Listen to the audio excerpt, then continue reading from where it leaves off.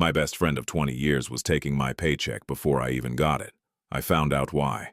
My name is Connor Hayes. I'm a construction foreman and I live in a quiet neighborhood about 30 miles outside of Seattle, Washington.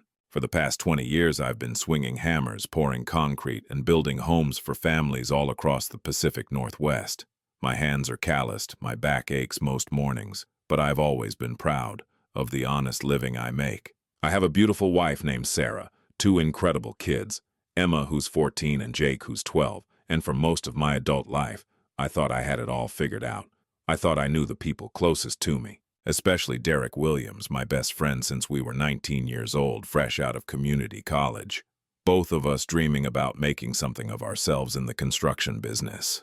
If you're just starting to watch this story now, take a deep breath, because what I'm about to tell you is something that shattered everything I believed about friendship, trust, and loyalty. What I discovered didn't just change my life. It made me question every memory, every moment, every dollar I ever earned over the past 2 decades. And if you've ever trusted someone completely, if you've ever called someone your brother, this story might hit closer to home than you'd expect. Sometimes we think we know the people who stand beside us. We think 20 years of friendship means transparency, honesty, protection. But there are secrets that run so deep. They hide in plain sight for years, decades even, waiting for that one moment when everything finally comes to light. If this story's resonating with you, please hit the like button to bring a little sunshine to this working man's heart. Subscribe to Bradley's Stories channel so you don't miss my next life stories, and tell me in the comments where you're watching this video from and what time it is there right now. It really warms my heart knowing which corner of the world is listening to me and what time of day you're keeping me company. Now let me take you back to where this all started. Not to the moment I found out, that comes later, but to how Derek and I became inseparable in the first place. It was the fall of 2003. I was 19, working part-time at a hardware store while taking classes at Everett Community College. I was studying to get my associate's degree in construction management, trying to build a better life than the one I grew up in. My old man had been a laborer his whole life, breaking his body for minimum wage, and I was determined to do better. To be better. That's when I met Derek Williams in our Introduction to Building Codes class. He sat in the back row, always cracking jokes, always making people laugh. But when the professor talked, Derek listened harder than anyone. He took notes like his life depended on it. After class one day, we ended up walking to the parking lot together. "You actually understand what the hell Professor Martinez was talking about with those load-bearing requirements?" he asked me, adjusting his backpack. I laughed. "Most of it. You? Not even a little bit," he grinned. "Buy me a coffee and explain it to me." That coffee turned into a study session. That study session turned into a friendship. Within a month, we were inseparable. We studied together, worked part-time jobs together, and eventually started talking about our futures together. Derek had grown up rough, rougher than me even. His father had abandoned the family when Derek was 7, and his mother worked 3 jobs just to keep the lights on.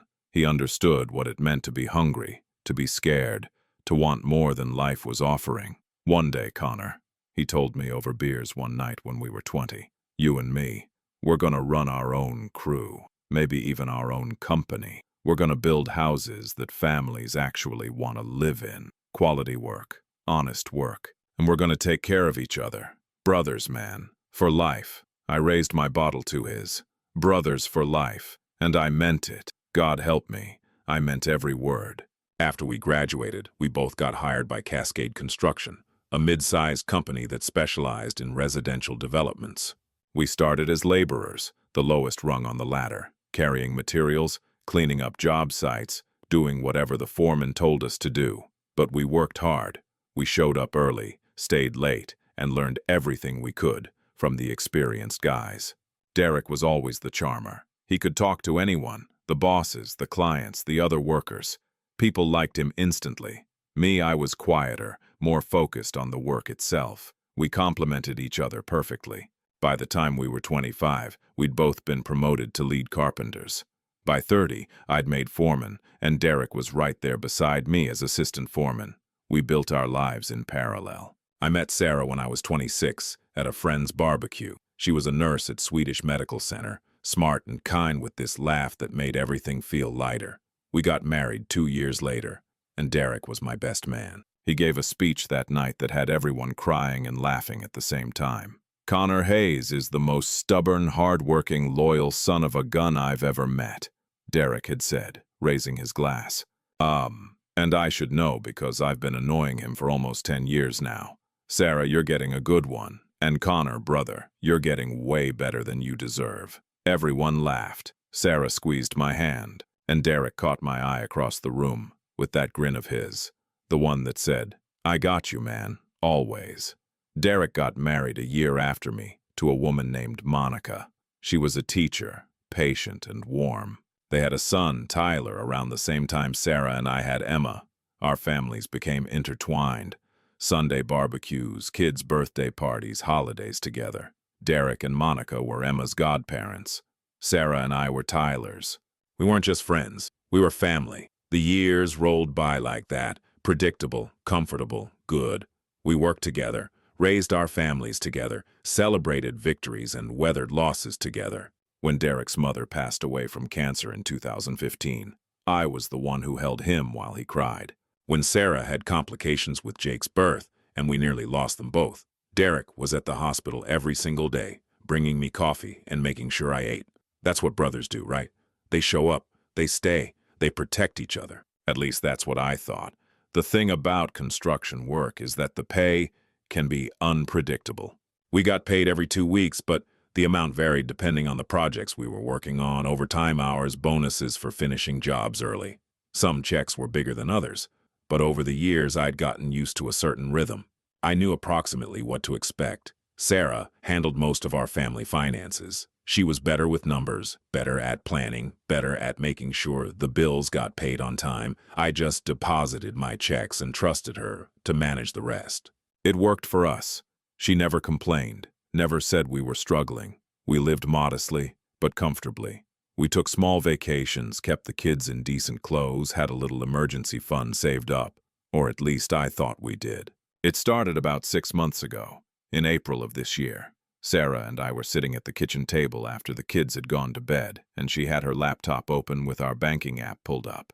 "Connor," she said quietly, staring at the screen, "can I ask you something?" "Sure, babe. What's up?" She turned the laptop toward me. "Why is your paycheck from last week almost $600 less than it should be?" I looked at the screen, confused. "What do you mean? You worked 52 hours last week, right? Time and a half after 40? Yeah. We were pushing to finish the Riverside project. So, your check should have been around $2,800 after taxes," she said, pointing at her calculator. "But the deposit was only $2,200. Where did the other $600 go?" I frowned, leaning closer to the screen. "That doesn't make sense. Maybe there was a deduction I forgot about. Insurance or something?" I checked. All the regular deductions are accounted for. This is... I pulled the laptop fully in front of me and scrolled through the deposit details. She was right. The amount didn't match what I should have earned. My stomach did a small flip. "Maybe there was an error at the payroll office," I suggested, trying to sound confident. "I'll call them tomorrow and get it sorted out." Sarah nodded slowly, but I could see the worry lines forming on her forehead. "Okay. But Connor, this isn't the first time." I didn't want to say anything because I thought maybe I was calculating wrong. But I've noticed our deposits being lower than expected for a while now. "What?" I sat up straighter. "How long?" "Maybe 6 months, 8, I can't be sure." She pulled the laptop back and started clicking through our bank history. "See, here in February you worked that big overtime week on the Bellevue job, remember? You told me it was going to be a huge check." I remembered. We'd worked 60-hour weeks for 3 weeks straight. My back had been killing me, but the overtime pay was supposed to be substantial. "You said you'd be bringing home close to $4,000 that check," Sarah continued. "But the deposit was only $3,200. I stared at the numbers, feeling something cold settle in my chest. "That's $800. "Right. And here in March," she clicked again. Another discrepancy. About $500 this time. "Why didn't you tell me sooner?" I asked, trying not to sound accusatory. Sarah looked at me with those green eyes I'd fallen in love with all those years ago. "Because you work so hard, Connor. You're exhausted when you come home. I didn't want to add stress if it was just me being paranoid or making calculation mistakes. I thought maybe there were deductions you knew about that I didn't. Union dues or equipment fees or something. I ran a hand through my hair, feeling the grit and dust that never quite washed out, even after a shower. No, babe. There shouldn't be anything like that. Our union dues come out once a month, and that's always clearly marked. This is something else. We sat in silence for a moment, both of us staring at the screen like it might suddenly offer an explanation. First thing tomorrow, I said firmly. I'm going to payroll and getting this straightened out. It's probably just a computer glitch or something. Technology, you know? It screws up all the time. Sarah nodded, but she didn't look convinced. Neither was I, if I'm being honest, but I didn't want to worry her more than she already was. The next morning I got to the Cascade Construction main office at 7:30, half an hour before most of the administrative staff arrived. I wanted to catch Linda Brewster, our payroll manager, before she got buried in her daily tasks. Linda had been with Cascade for over 15 years. She was a no-nonsense woman in her late 50s who ran payroll like a military operation. If there was an error, she'd know about it, and she'd fix it. "Connor," she greeted me when I knocked on her office door. "You're here early. Everything okay?" "Hey, Linda. I hope so. I just need to check something with you about my paychecks."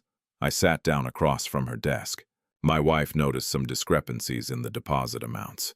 They're coming in lower than what I should be earning based on my hours. Linda's expression shifted immediately to concern. She pulled her keyboard closer and started typing. "Let me pull up your file. Which pay periods are we talking about?" I gave her the dates Sarah and I had identified the night before. Linda's fingers flew across the keyboard, her eyes scanning the screen. "Okay, I'm looking at your time cards and the corresponding pay stubs," she said slowly. "For the week ending February 10th, you worked 60 hours, 40 regular, 20 overtime. That calculates to..." She paused, punching numbers into her calculator. "Your gross should have been $4,200, and after taxes and deductions, your net was $3,416. "That's higher than what was deposited," I said, leaning forward. "What was deposited into your account?" $3,200. Linda frowned, clicking her mouse several times. "That's strange. According to our system, we issued a direct deposit for the full $3,416 on February 14th. To your checking account ending in 7823. That's the right account," I confirmed. "But Linda, we only received $3,200. Where did the rest go?" She shook her head, clearly puzzled. "I don't know. On our end, the full amount was processed. Let me check the other dates you mentioned." For the next 20 minutes, we went through each discrepancy Sarah had found. Every single time, Linda's records showed that Cascade had paid the full amount, but my bank deposits were consistently lower. The missing amounts ranged from $400 to $800 per check. "Connor, this doesn't make sense," Linda finally said, sitting back in her chair. "We're paying you the full amount.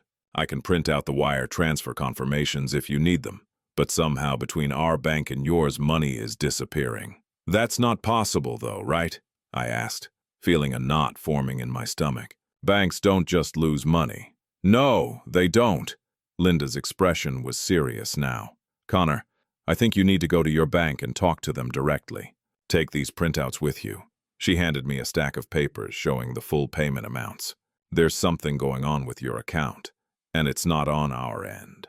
I took the papers, thanked her, and left the office feeling more confused than when I'd arrived. My phone buzzed as I walked to my truck. It was Derek. "Where you at, brother?" His voice came through cheerful as always. "We're supposed to be at the Maple Grove site by 8. I checked my watch. 7:50. I'm leaving the main office now. Had to sort out some payroll stuff. I'll be there in 20. Everything cool?" "Yeah, just some banking confusion. I'll tell you about it later." "All right, man. Drive safe." I climbed into my truck and sat there for a moment before starting the engine, staring at the papers Linda had given me. Numbers that didn't add up. Money that somehow vanished between Cascade Construction's bank and mine. Where was it going? That afternoon, during our lunch break, I drove to the First Seattle Bank branch where Sarah and I had held our accounts for over a decade. I asked to speak with a manager about suspicious activity on my account. The manager, a young guy named Brandon Chen, who couldn't have been more than 30, led me to a small office and listened carefully as I explained the situation. I showed him Linda's printouts and pulled up my deposit history on my phone. "Mr. Hayes," Brandon said after reviewing everything, "I can see the deposits coming in from Cascade Construction. But you're right, the amounts showing in your account are lower than what the sending bank records show they transmitted. So where's my money going?" I asked, trying to keep my voice calm. Brandon typed on his computer for several long minutes. His eyebrows drew together. "This is unusual. It looks like there are secondary transfers happening immediately after each deposit." My heart started pounding. "What do you mean, secondary transfers?" "When Cascade deposits your paycheck, within minutes, sometimes seconds, there's an automatic transfer pulling a portion of that money out to another account." He turned his monitor so I could see. "See here, your check deposits on the 14th at 8:03 a.m. At 8:04 a.m., there's a transfer of $600 out." I stared at the screen, my mouth going dry. "To what account?" Brandon clicked a few more times. "It's going to an account also held at this bank. The transfers are set up as automatic, authorized transactions." "Authorized by who?" I demanded. "I never authorized any automatic transfers." Brandon's expression became uncomfortable. "Mr. Hayes, according to our records, these transfers were set up in 2018, almost 6 years ago, with dual authorization on your account." "Dual authorization? What are you talking about?" He pulled up another screen. Your checking account shows 2 authorized signers. You and..." He paused. "Derek Williams." The room seemed to tilt. "What?" I whispered. "Derek Williams has been an authorized user on this account since 2018. He has the ability to set up transfers, make withdrawals, essentially access the account as if it were his own." I sat back in the chair, my mind reeling. Derek, my best friend, my brother, had access to my bank account. But how? I don't remember authorizing that." Brandon scrolled through the records. "There's paperwork on file. It looks like you both came in together and added him as a secondary account holder. Do you remember that?" And then, like a punch to the gut, I did remember. It was 2018, late summer. Derek and I had just been promoted, me to foreman, him to assistant foreman. We'd celebrated with our families, talking about how this was just the beginning. We were finally moving up in the world. A week later, Derek had suggested we go to the bank together. "Listen, brother," he'd said over coffee at our usual spot. "Now that we're both in management, we need to be smart about money. What if something happens to one of us on a job site? What if you get hurt and Sarah needs to access your accounts but can't? We should set each other up as emergency contacts on our accounts. That way, if anything ever happens, our families are protected." It had made sense at the time. We'd both just taken on more dangerous supervisory roles, spending more time on active construction sites. The idea of making sure our wives could access our money in an emergency seemed responsible, smart even. Derek suggested we add each other to our accounts. I said slowly to Brandon, "For emergencies, in case something happened to one of us." "And did you add yourself to his account as well?" I stopped. Had I? I tried to remember that day at the bank, but it was 6 years ago. "I think so." Brandon nodded. "I can only access." Let me continue with Connor discovering more details than confronting Derek or investigating further before learning the truth. "Your account information. If you want to verify Mr. Williams's accounts, you'd need to either ask him directly, or we'd need his permission to disclose that information." I stood up abruptly, the chair scraping against the floor. "The money that's being transferred out, where exactly is it going? Whose account?"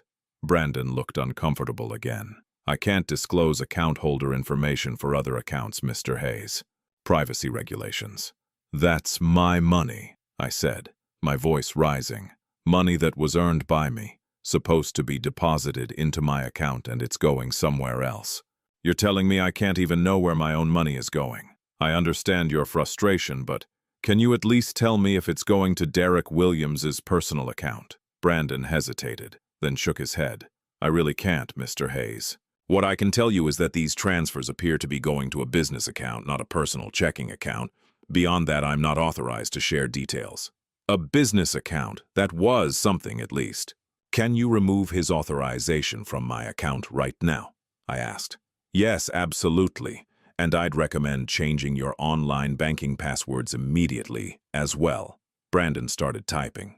I'm also going to flag these transfers and put a hold on any future automatic withdrawals until you can sort this out. You'll need to sign some paperwork. I signed everything he put in front of me, barely reading the words. My mind was spinning. 20 years.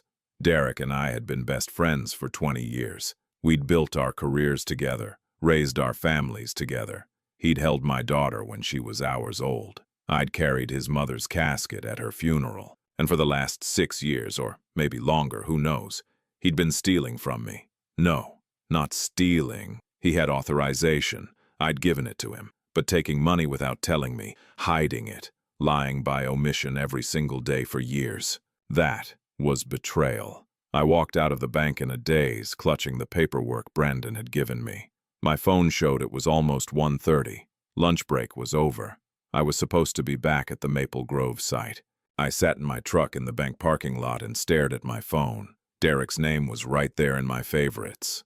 I could call him right now, demand answers, ask him what the hell he'd been doing with my money. But something stopped me. Maybe it was the shock. Maybe it was the 20 years of friendship that made me want to believe there had to be an explanation.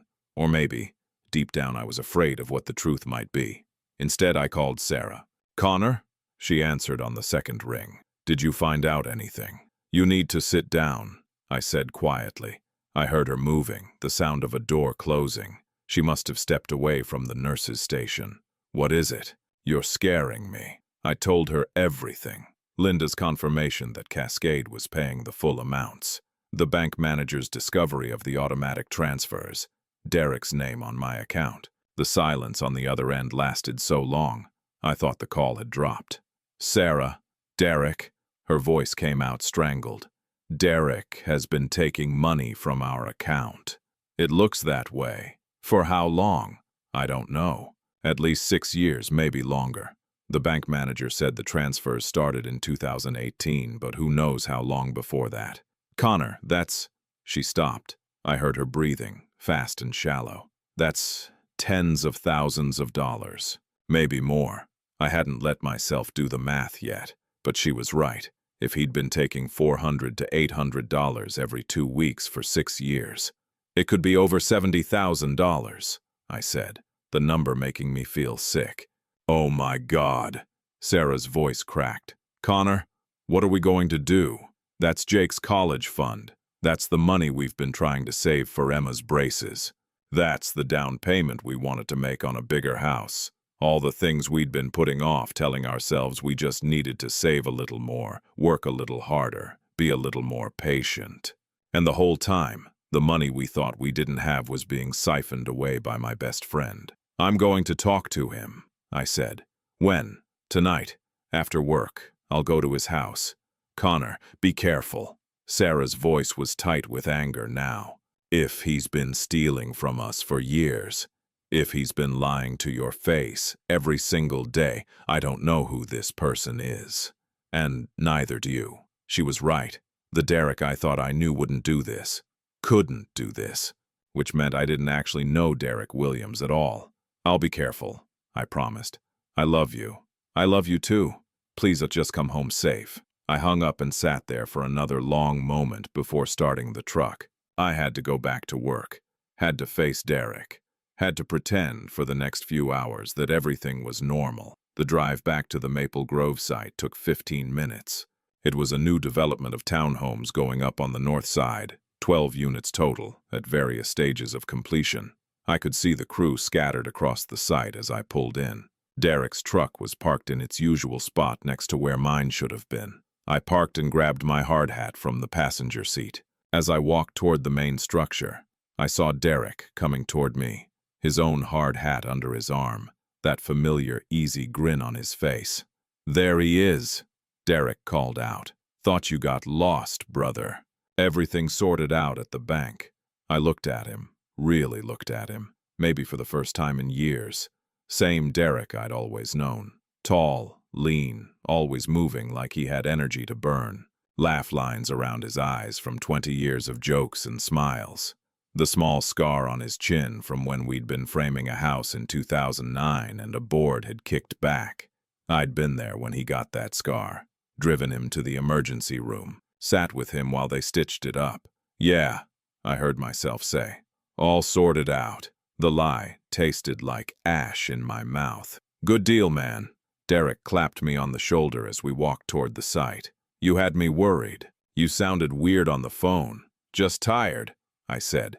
Didn't sleep well last night. We spent the rest of the day working side by side like we had for 20 years. Derek directing the framers on the west units while I supervised the electrical rough-ins on the east side. Every so often I'd catch him looking over at me, giving me a thumbs up or cracking some joke over the radio that made the crew laugh. Normal. Everything looked so completely normal, but all I could think about was that business account, the automatic transfers, $70,000, maybe more. At 4:30, as we were wrapping up for the day, Derek came over to where I was reviewing the electrical inspector's notes. Hey, so Monica's making that chicken parmesan thing tonight, he said. The one Sarah always says she needs the recipe for. Why don't you guys come over for dinner? Feels like forever since we all hung out on a weeknight. I looked up at him. His expression was open, friendly, exactly like it always was. No hint of guilt, no shadow of deception. Either he was the best liar I'd ever met, or what? There was no other explanation. The money was gone. He had access. The math was simple. Can't tonight, I said, keeping my voice level. Sarah's got a late shift and I need to be home with the kids. Ah, bummer. Weekend then? Saturday barbecue at our place? Maybe. I'll let you know. Derek nodded, then hesitated. Connor, you sure you're okay? You've been quiet all afternoon. I'm fine, I said, meeting his eyes. Just got a lot on my mind. Anything you want to talk about? The audacity of that question nearly broke my composure. Anything I want to talk about. How about the fact that you've been robbing me blind for years? Nah, man. Just work stuff. Budget concerns for next quarter. All right. Well, you know I'm here if you need anything. That's what brothers are for, right? He said it so easily, so sincerely. Brothers. Right, I managed. Brothers. I watched him walk to his truck, throwing his tool belt in the back, pulling out his phone to check messages. Just another normal day for Derek Williams. As I drove home, my hands were shaking on the steering wheel. I couldn't go to his house tonight like I'd planned. I couldn't sit across from him at his dinner table, eat his food, smile at his wife, and pretend to be the friend he'd been pretending to be for years. I needed more information first. I needed to understand what I was dealing with. When I got home, Sarah was already there. She'd switched shifts with another nurse so she could be home tonight. The kids were at the kitchen table, doing homework. Emma looked up when I walked in. Dad, can you help me with my algebra? She asked. I don't understand systems of equations. Systems of equations. 2 variables, 1 answer. If only life were that simple. Give me a few minutes, sweetheart. Let me talk to Mom first. Sarah was in our bedroom, sitting on the edge of the bed with her laptop open.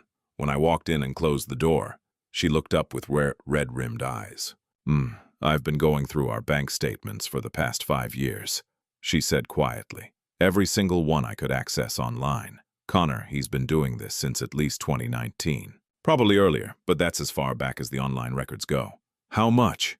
She turned the laptop toward me. She'd created a spreadsheet. Dates, amounts, totals. The numbers swam in front of my eyes. Based on what I can document from the online statements, Sarah said, her voice shaking. $83,400. I sat down hard on the bed next to her. $83,000. That was a new truck. That was Emma's entire 4 years of college. That was the down payment on our dream house. That was years of small sacrifices, passed up opportunities, delayed gratification, gone. There's something else, Sarah said. She clicked to a different tab on her laptop. I did some digging. That business account the bank manager mentioned. I think I found it. How? I searched Derek's name in the Washington State Business Registration Database. Connor. He has an LLC. It's called Williams Family Trust Holdings. She turned the laptop toward me again. There it was. Official state documents showing Derek Williams as the registered agent for an LLC formed in February of 2018, right before he'd suggested we add each other to our bank accounts. What kind of business is it? I asked. That's the thing. According to the filing, it's listed as investment and asset management. But Connor, Derek doesn't manage investments. He's a construction worker like you. I stared at the screen, my mind racing. An LLC, formed right before he got access to my account. Money being transferred into a business account. He's not just taking the money, I said slowly. He's doing something with it. Something that requires a business entity. But what? Sarah asked. And why wouldn't he tell you? You're supposed to be best friends. If he needed money, if he was starting some kind of business, why would he steal from you instead of just asking? That was the question, wasn't it? In 20 years, Derek and I had been through everything together. If he'd needed money, for anything, I would have helped him. I would have loaned it to him. Probably would have just given it to him if he was in real trouble. But he didn't ask. He took. In secret. For years. I'm going to his house, I said, standing up. Connor, wait! No, Sarah. I need answers. I need to look him in the eye and hear him explain this. Tonight. She stood too, putting her hand on my arm. Then I'm coming with you. The kids, I'll call my sister. She can be here in 20 minutes. Sarah's expression was fierce. That money was stolen from our family, from our children's future. I deserved to hear his explanation, too. She was right. This wasn't just about me and Derek. This was about our families, our futures, everything we'd built, or thought we'd built. Sarah's sister, Jennifer, arrived at 6:15 to stay with Emma and Jake. We didn't tell the kids where we were going, just that we had to take care of something important. Emma gave me a worried look. She was 14, old enough to sense when something was wrong, but she didn't ask questions. The drive to Derek and Monica's house took 12 minutes. They lived in a neighborhood similar to ours, modest homes with well-kept lawns. I'd been to this house hundreds of times. Countless barbecues, birthday parties, Super Bowl Sundays. Their son Tyler had learned to ride a bike in that driveway. I'd helped Derek install the deck in their backyard 3 summers ago. Now pulling into that familiar driveway, everything looked different, like I was seeing it through new eyes. Sarah reached over and squeezed my hand as I turned off the engine. Whatever happens in there, she said quietly. We face it together. I nodded, not trusting my voice. We walked up to the front door. I could see lights on inside, could hear the faint sound of the TV, normal evening sounds. Monica's car was in the driveway next to Derek's truck. They were home. I rang the doorbell. Footsteps approached. The door opened, and Derek stood there in sweatpants and a faded Seahawks t-shirt, a beer in his hand. When he saw us, his face lit up with surprise. Hey, Connor, Sarah, what are you guys doing here? Then his smile faltered slightly. Is everything okay? We need to talk to you, I said. My voice sounded strange to my own ears. Flat, cold. Derek's expression shifted. Confusion, replacing the easy cheer. Yeah, of course. Come in. Monica, he called over his shoulder. Connor and Sarah are here. We stepped inside. Monica appeared from the kitchen, wiping her hands on a dish towel. She was a small woman with kind eyes and an infectious laugh. She'd been in our lives almost as long as Derek had. What a nice surprise, she said. Then she saw our faces. Oh, is something wrong? We need to talk to Derek, Sarah said. Her voice was tight, controlled. Alone, if you don't mind. Monica looked at Derek, then back at us. Of course. I'll be upstairs if you need me. She touched Derek's arm as she passed. A gesture of support or warning or both. When she was gone, Derek gestured to the living room. Come on, sit down, you're freaking me out a little. What's going on? We followed him into the living room, but neither Sarah nor I sat down. We stood there, and I watched Derek's confusion turn to concern. Connor, man, you're scaring me. What is this about? When did you stop being my friend? I asked quietly. Derek blinked. What? Connor, what are you talking about? When did you decide that 20 years of brotherhood meant nothing? When did you look at me and think, I can steal from this man, lie to him every single day, and he'll never know? The color drained from Derek's face. I don't. What are you? My bank account, Derek. I took a step toward him. The one you've been on since 2018. The one you've been pulling money out of automatically every time I get paid. For years.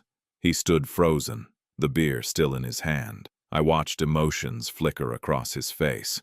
Shock, panic, calculation. The face of my best friend, becoming a stranger in real time. Connor, I can explain. $83,000. Sarah cut in, her voice shaking with anger. That's how much we can document that you've taken. Who knows how much more before that? I was going to pay it back, Derek said quickly. I swear I was always going to pay it back. It's not. Not what? I demanded. Not stealing, not betrayal. What would you call taking tens of thousands of dollars from your best friend's family without telling him? It's not like that. Derek set his beer down on the coffee table with trembling hands.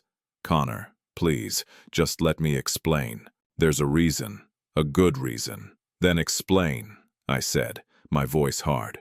Right now. Tell me what possible reason could justify this. Derek looked between Sarah and me. For a moment, I thought he might try to deny it, to lie his way out of it somehow. But then his shoulders sagged, and he sank down onto the couch. It started with Monica, he said quietly. Sarah and I exchanged a glance. Monica. What about Monica? Sarah asked. Derek looked up at us, and I saw tears in his eyes. Real tears. She was sick. Is sick, has been sick for almost 6 years now. The room went very still. What do you mean, sick? I asked slowly. Cancer, Derek said, his voice breaking. Stage 3 breast cancer. She was diagnosed in early 2018, right after we got our promotions. I felt like I'd been punched in the stomach. That's not possible. Monica isn't sick, we see her all the time. We were just at your house last month. She's in remission now, Derek interrupted. Has been for about a year. But the treatment... Connor, the treatment nearly destroyed us. He stood up, pacing now, words tumbling out like he'd been holding them in for years. She found the lump in January 2018. By the time they caught it, it had spread to her lymph nodes. They said she needed aggressive treatment, surgery, chemo, radiation, the works. We thought our insurance would cover most of it, but... He laughed bitterly. Our insurance covered maybe 60%. Experimental treatments that the doctor said would give her the best chance? Not covered. The specific kind of reconstructive surgery she needed after the mastectomy? Not covered. The medication to help with the side effects of chemo, so she could keep working and keep our benefits, so Tyler wouldn't notice his mom was dying. Not covered. Experimental drugs that might save her life? Definitely not covered. Sarah's hand found mine, gripping tight. The bills started coming in. Derek continued, his voice thick. $50,000 for the first round of chemo. $80,000 for the surgery. Another $100,000 for the specialized radiation. Every week, another bill, another thing insurance wouldn't pay for, another treatment she needed, or she would die. He stopped pacing and looked directly at me. We maxed out every credit card. I took out a second mortgage on this house. We drained our savings, our retirement, Tyler's college fund, everything. And it still wasn't enough. The doctors said she needed this specific immunotherapy treatment. It was experimental, but showing incredible results. But it cost $30,000. $30,000 we didn't have. And without it, they gave her maybe a year. So you took it from me, I said quietly. I borrowed it from you, Derek corrected, his voice desperate. I was always going to pay it back. Connor, you have to believe me. I set up the LLC to keep track of every penny. I have spreadsheets, receipts, documentation of every single dollar and where it went. I've been planning to pay you back. Planning? Sarah's voice cut like a knife. For 6 years you've been planning, while we struggled to save for our kids' futures, while Connor worked himself to exhaustion taking every overtime shift he could get. while we put off Emma's braces and drove cars that barely ran, and told ourselves we just needed to save a little more. Derek flinched. I know how it looks. I know what I did was wrong. But Sarah, Connor, his voice broke. She's my wife. She's Tyler's mother. What was I supposed to do? Let her die? You were supposed to ask me for help, I shouted, my own voice cracking. You were supposed to tell me your wife was dying. I would have given you the money, Derek. I would have given you every damn penny I had. You didn't have to steal it. You didn't have to lie to me every single day for 6 years. I couldn't, Derek said, tears streaming down his face now. Don't you understand? I couldn't. Why not? Sarah demanded. Because you would have helped, Derek said simply. Because you would have given us money you couldn't afford to give. Because you would have sacrificed your own family's security for mine. Because that's who you are, Connor. That's who you've always been. He sank back onto the couch, his head in his hands. When Monica got diagnosed, we made a decision. We decided not to tell anyone. Not you, not my family, not our friends. Because everyone we know is just like us. Working class, living paycheck to paycheck.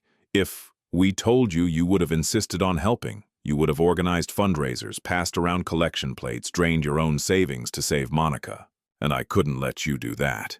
That wasn't your decision to make, I said. But my anger was starting to crack, letting something else seep through. Something that felt uncomfortably like understanding. I know, Derek whispered. I know it wasn't. But Connor, you have 2 Jodu kids. Young kids. Emma needs braces. Jake is going to need glasses soon. I see him squinting at his homework. You and Sarah barely had enough for your own bills. If I had told you Monica was sick, you would have destroyed your family's financial security trying to save mine. So, instead you just took our financial security without asking, Sarah said, but her voice had lost some of its sharp edge. I thought it would be short-term, Derek continued. I thought the treatment would work fast. Monica would go into remission, and I could pay you back before you even noticed the money was gone. I was taking small amounts, 300 here, 500 there, amounts that wouldn't bankrupt you but would add up for us. Amounts that could be explained away as calculation errors or deduction confusion. But the treatment didn't work fast, I said slowly, beginning to understand. No, she needed 2 years of aggressive therapy. 2 years of experimental treatments and medications and surgeries.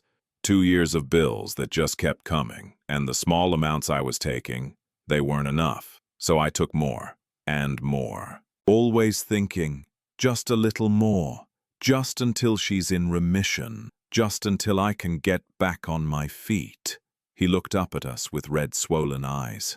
Last year, when she finally went into remission, I thought I could start paying you back. But then the medical bills from the last round of treatment came in, and we had to retrofit the entire house for her recovery. Rails in the bathroom, a hospital bed, specialized equipment. And then Tyler needed... He stopped. There was always something else. Always another expense. Always another reason I couldn't pay you back yet. The room fell silent except for the sound of Derek's ragged breathing and the distant hum of the refrigerator in the kitchen. Where is Monica now? Sarah asked quietly. Upstairs, Derek said, probably terrified about what this conversation means. She didn't know, Connor, not about the money. I told her I'd taken out loans, that I'd borrowed from my family. She has no idea I was taking it from you. So, you lied to her too, I said. Yes. Derek looked directly at me. I lied to everyone. I lied every single day for 6 years. I looked you in the eye, worked beside you, came to your kids' birthday parties, acted like everything was normal. And every night I went home and looked at the spreadsheet I kept of everything I owed you, and I told myself I was doing the right thing, that I was protecting both of our families. But you weren't protecting us, Sarah said. You were robbing us, making choices that should have been ours to make. I know. Derek's voice was barely a whisper now. I know, and I hate myself for it. Every single day I hate myself. But Sarah, if I had to choose between hating myself and burying my wife, I'd make the same choice again. I looked at this man I'd called my brother for 20 years. I saw the toll the secret had taken on him. Lines on his face that hadn't been there before. Gray in his hair that seemed to have appeared overnight. A weariness in his eyes that went deeper than any construction job could cause. "You should have trusted me," I said finally. "You should have trusted our friendship enough to tell me the truth." "You're right," Derek agreed. "I should have, and I'm sorry. Connor, Sarah, I am so sorry. I know sorry doesn't fix it. I know it doesn't give you back the years of stress, the delayed dreams, the sacrifices you made while I was taking from you. But I need you to know, I was always going to pay you back. Every penny, with interest." "Interest," I repeated numbly. Derek nodded. "That's what the LLC was for. Williams Family Trust Holdings.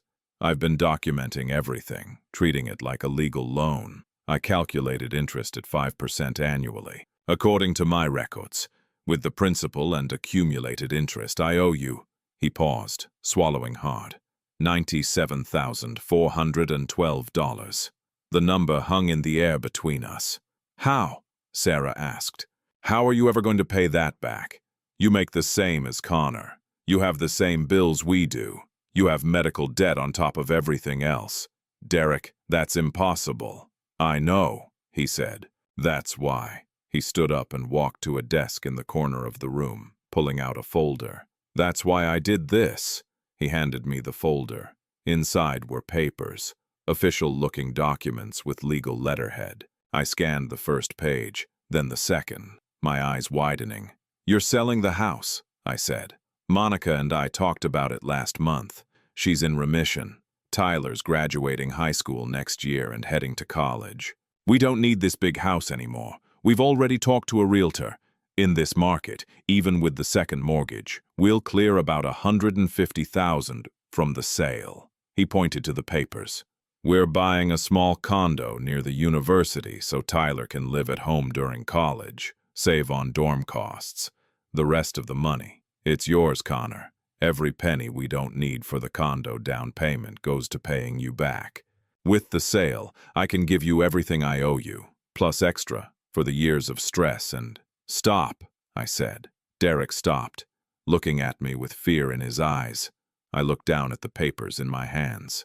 Documents for the house sale. A spreadsheet, detailing every transfer, every date, calculating interest with the precision of a man who'd been carrying the weight of this debt on his shoulders for years. Proof that Derek hadn't just been stealing. He'd been documenting, planning, preparing to make things right. I thought about Monica upstairs, probably listening to this entire conversation, alive because of my money, money I didn't even know I'd given. I thought about Tyler, Derek's son, who still had his mother because of those $83,000. I thought about Emma and Jake, who'd gone without some things because that money wasn't in our account. The delayed braces, the smaller birthdays, the older cars.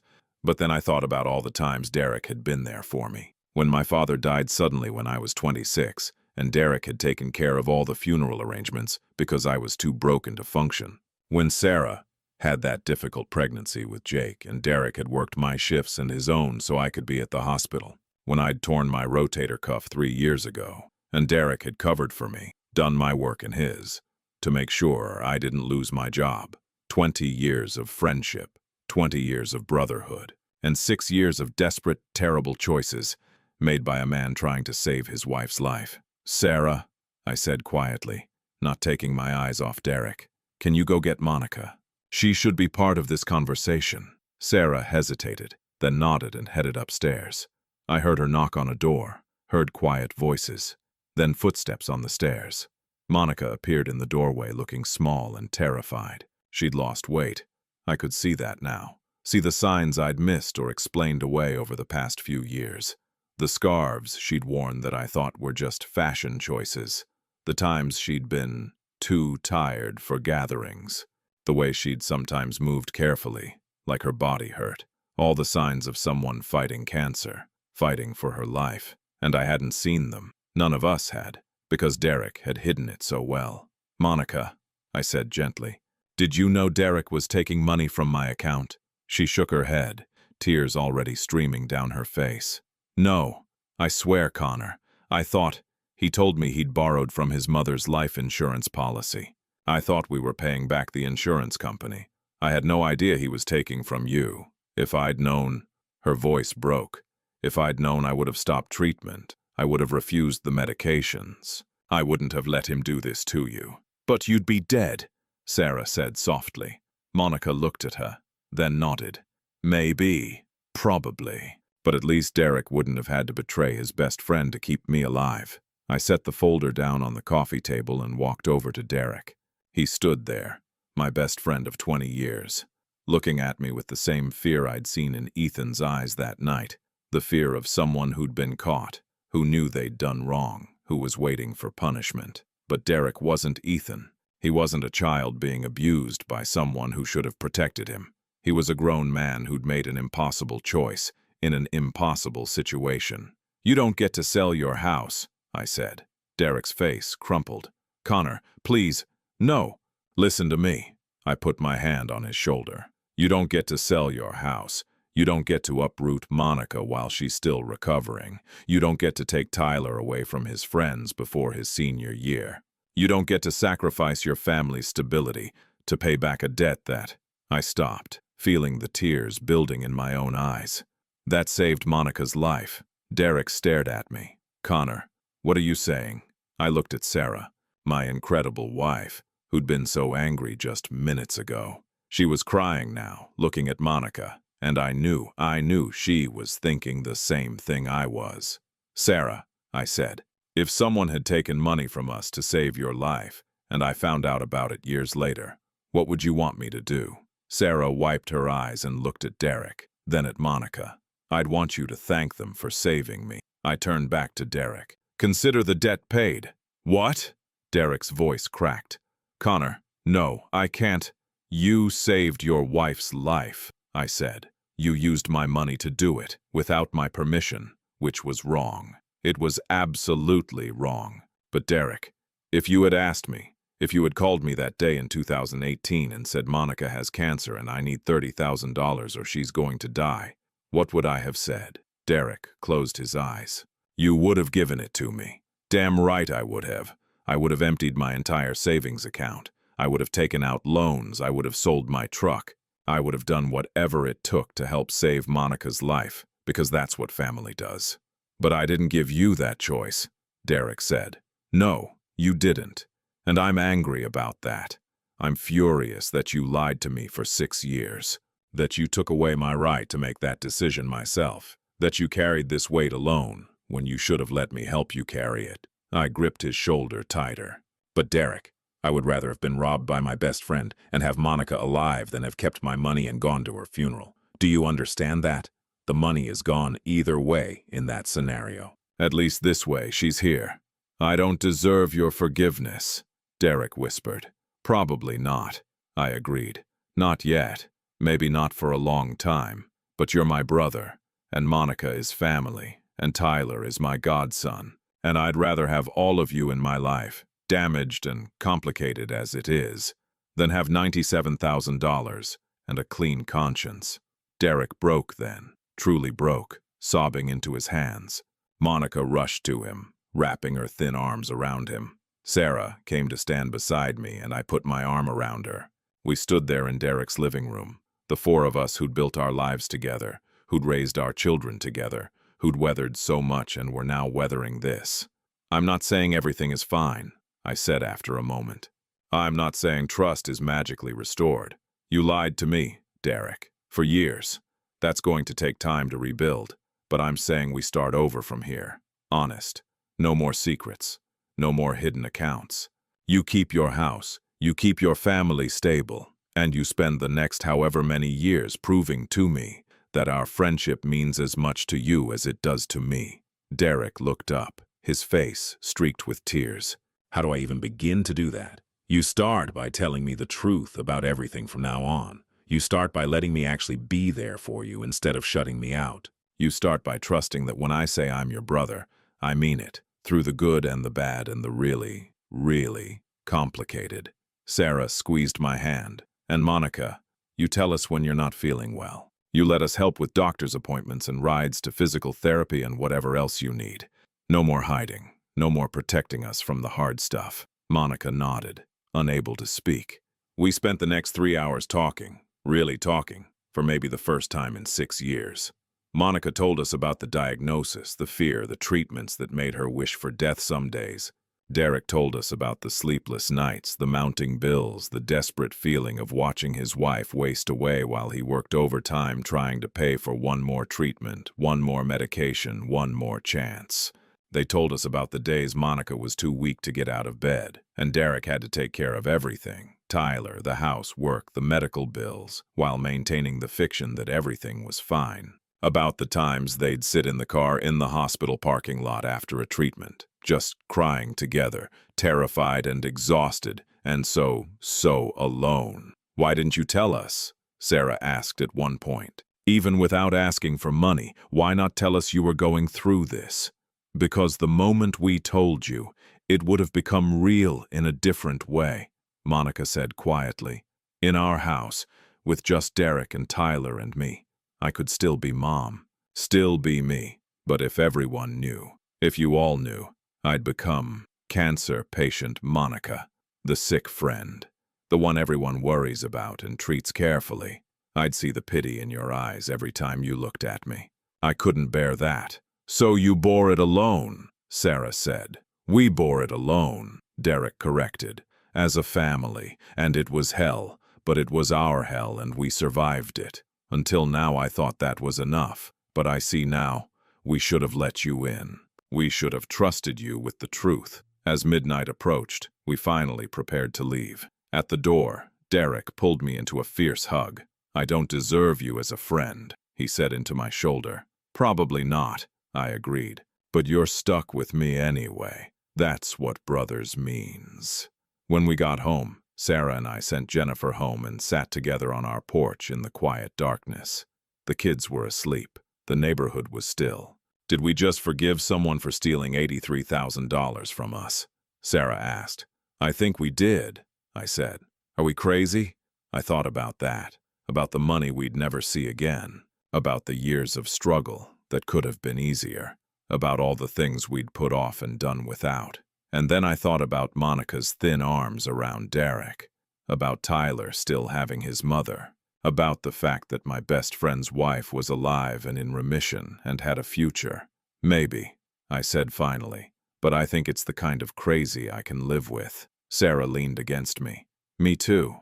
That was 6 months ago." Today, as I sit here telling you this story, I can say that rebuilding trust is slow work. There are still moments when I look at Derek and feel that flash of betrayal.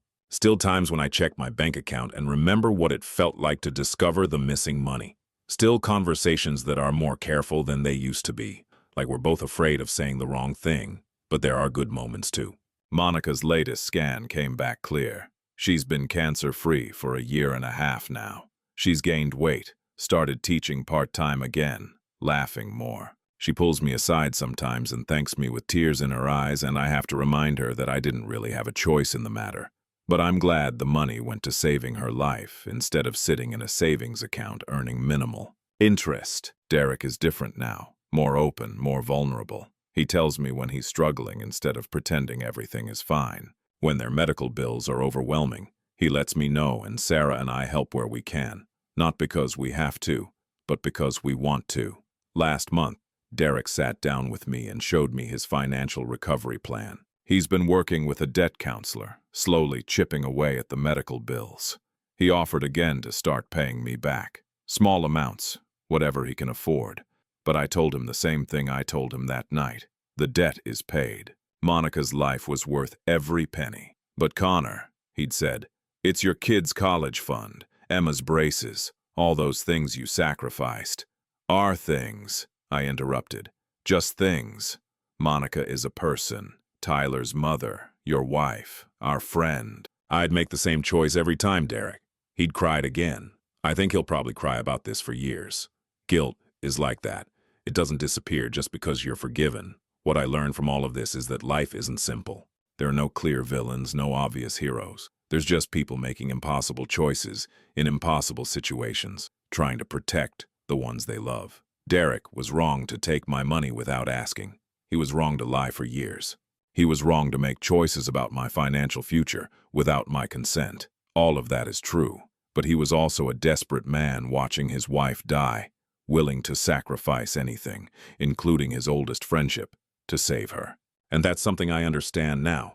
Because if it had been Sarah with cancer, if it had been my wife who needed treatment we couldn't afford, I'd like to think I would have asked for help. I'd like to think I would have trusted my friends and family, but I honest don't know. In that moment of desperation, with everything on the line, would I have been any different than Derek? I hope I never have to find out. These days our families are closer than ever. Every Sunday we have dinner together, sometimes at their house, sometimes at ours. The kids don't know the full story. They just know that Uncle Derek and Aunt Monica went through a hard time, and families help each other through hard times. Emma got her braces last month. Derek insisted on contributing to the cost even though I told him it wasn't necessary. "Let me do this," he'd said. "Let me start paying back what I took, even if you won't accept cash." So I let him, because that's part of healing too, letting him find ways to ease his guilt, even if I've already forgiven the debt. Sarah and Monica are closer now too. They talk about things they never discussed before, fears about health, about money, about the fragility of the lives we build. Monica volunteers at a cancer support group now, helping other families navigate the impossible financial and emotional maze of treatment. She says it helps her process what she went through. As for me and Derek, we still work together every day. Still build houses side by side, but now when we take lunch breaks, we really talk about the hard stuff, not just the easy stuff, about fears and failures and the weight we carry. He asked me recently why I forgave him. "Because," I said, 20 years of friendship, of brotherhood, of showing up for each other, that has to mean something. It has to be worth more than money. And because at the end of the day, I'd rather have you in my life, flawed and human, than be right and alone. He'd nodded, not trusting himself to speak. "Plus," I'd added, trying to lighten the moment, "you're the only person who remembers that time I accidentally nailed my pants to the subflooring in front of the entire crew in 2007. You take that secret to your grave." He'd laughed then, really laughed. And it felt like, maybe, finally, we were finding our way back to who we used to be, or maybe who we were always meant to become. To anyone watching this, here's what I want you to take away. Money comes and goes. Jobs change. Bank accounts fluctuate. But the people who stand beside you, who work alongside you, who share your life, those relationships are irreplaceable. Derek was wrong in how he handled his crisis. But his crisis, a wife dying from cancer, medical bills that could destroy a family, a system that fails the people who need it most, that crisis was real. And, in that impossible situation, he made a choice that hurt me deeply, but saved the person he loved most. Do I wish he'd trusted me enough to ask for help? Absolutely. Do I wish he'd been honest from the beginning? Every single day. Do I wish I'd gotten to make the choice myself to help save Monica's life? Yes. But I also understand that in moments of sheer desperation, people don't always make the rational choice or the right choice. They make the survivable choice. And Derek's choice, for all its flaws, kept Monica alive. So we're rebuilding. Trust, friendship, brotherhood, all of it. Slowly, carefully, with more honesty than we've maybe ever had before. And while the path forward isn't always smooth, while there are still hard conversations and painful memories, we're walking it together. Because that's what brothers do, even when it's hard, especially when it's hard. Did you like my story? Tell me in the comments where you're watching from and what time it is there. Have you ever had to make an impossible choice between protecting someone you love and being honest with your friends? Have you ever had to forgive something that seemed unforgivable? Let's meet in the comments and share our experiences. If this story touched your heart, hit that like button to bring some sunshine to this working man's heart. Subscribe to Bradley's Stories so you don't miss the next real-life story I share. And if you want to support the channel, you can send a super thanks. Every bit helps me keep bringing these stories to you. Thank you for listening to my story with an open heart. Thank you for taking this journey with me. On your screen now, you'll see 2 more life stories that I think you'll find just as compelling. Don't forget to subscribe so you never miss a story. See you in the next one, with love and respect.